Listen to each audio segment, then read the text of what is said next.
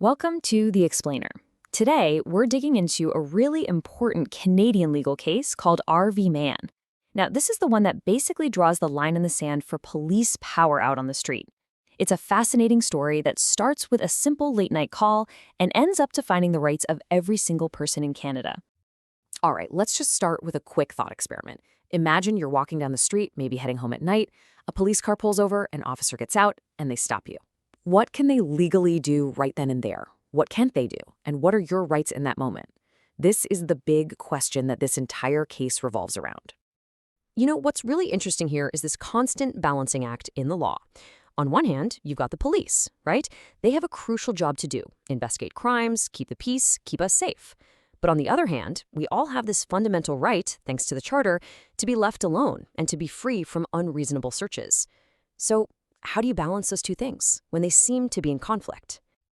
Well, back in 2004, this balancing act was put to the ultimate test. The Supreme Court of Canada took on this case, R.V. Mann, and what came out of it was basically the modern rulebook for how police and citizens are supposed to interact in these situations. It's a big deal. Okay, so how did we even get here? Let's get into the details of what happened to a man named Philip Mann. It all started with a pretty routine stop on a cold night in Winnipeg, and somehow it snowballed all the way to the highest court in the country. So the facts of what happened that night are super important. It's just before midnight, December 23rd, 2000. Police got a call about a break and enter.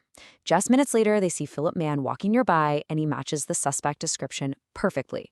So they stop him, he's cooperative, he gives his name, he agrees to a pat-down search for weapons. But during that search, the officer feels something in his sweater pocket.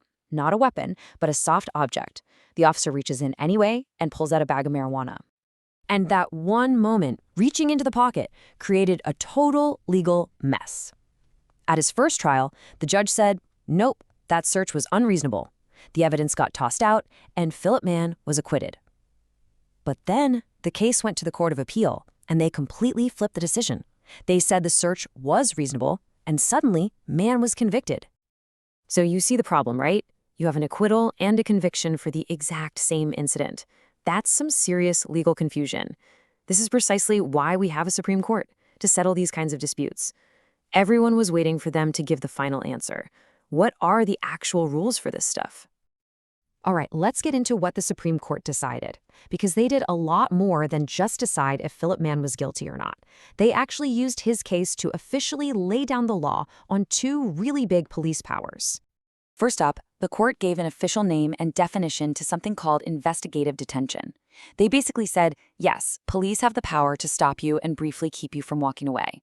But, and this is a huge but, they can only do it if they have reasonable grounds to suspect that you are connected to a specific crime. It can't just be a random guess or a hunch. And they put some really clear limits on this power. The suspicion has to be based on something real.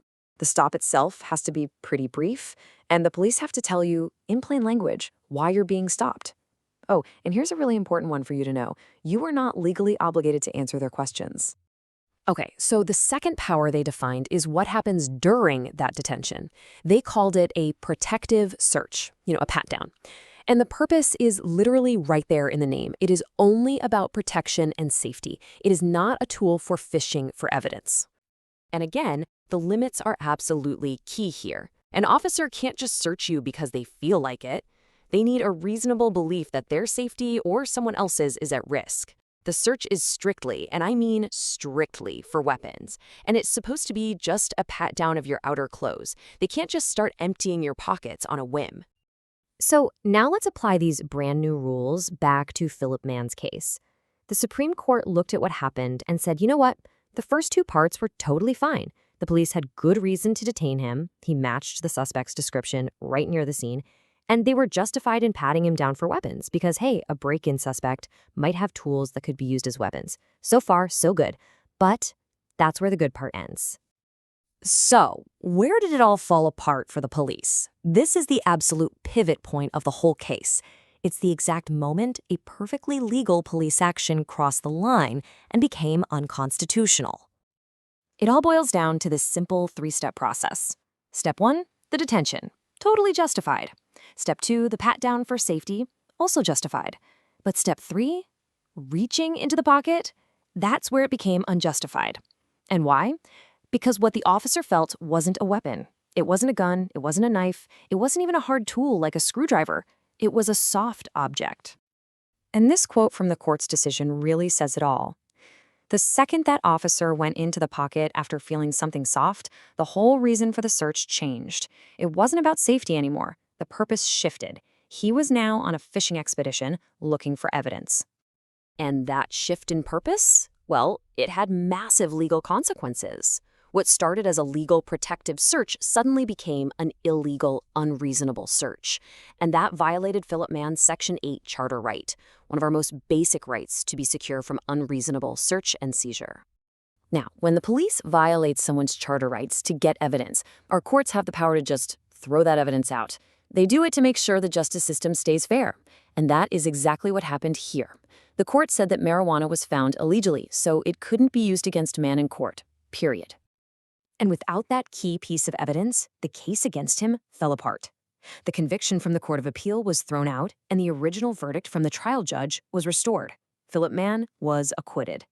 So let's bring it all back to today. Why are we talking about a case from 2004? Well, because the rules it created impact every single interaction that happens between police and the public on the street.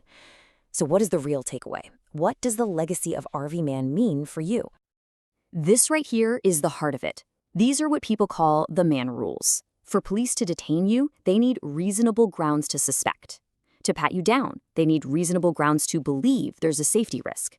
And to actually go inside your pockets during that search? Absolutely not allowed, unless what they feel is something that could be a weapon. It's that simple. When you boil it all down, the Mann decision is really this brilliant piece of legal balancing. It makes sure that police have the tools they need to do their jobs and investigate crime. But at the same time, it draws these bright, uncrossable constitutional lines to make sure our rights to privacy and freedom are protected. And, the ideas from this case are still being debated in courtrooms all the time. RV Mann drew a very clear line in the legal sand, saying this is where a search for safety ends, and this is where a violation of privacy begins. But the question that we're all still grappling with is, in the heat of a moment, out on the street, can that line ever really be perfectly clear?